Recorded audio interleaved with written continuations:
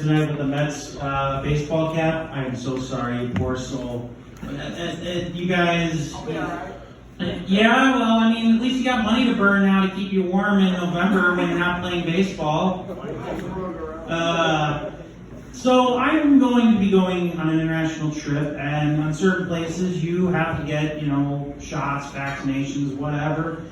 And so I'm getting the shots, and then they put Band-Aids on, and I look at the Band-Aids, and I'm like, okay, one's Bugs Bunny, and one's Taz the Tasmanian Tiger.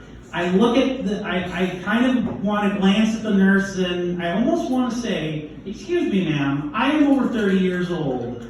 Do I really look like I need these particular bandages? Did you just look at me and automatically assume I have the heart of an inner child or the brain of a child? And then I kind of did a double take, and I'd be like, you know what? I actually don't mind. Good call. So it was kind of funny. It was like warring duality there with that. I spend way too much time playing video games, so me going on a trip is actually probably a good thing. It's bad when I play video games where one of your objectives is to sweep the floor. Who came up with that quest to learn how to do combat? You gotta, help your master, your sensei, sweep the floor. It's like the Karate Kid. How is waxing the car supposed to teach me how to do karate again?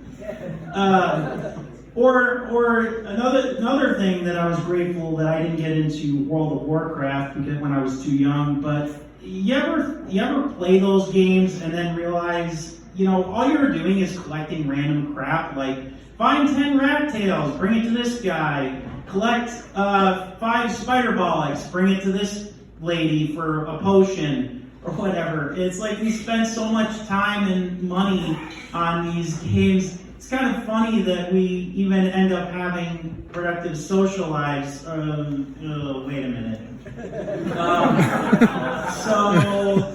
I did.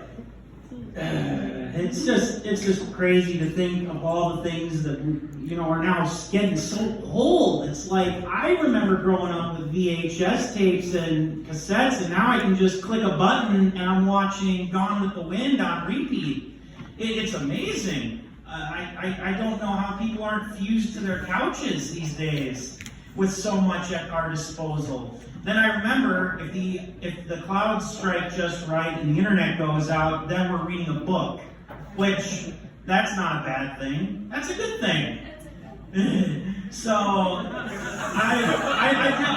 other words, kids, remember, reading a book doesn't hurt unless you are getting a paper cut. And that's the case, then be sure to remember to have bandages and antiseptic. Good night.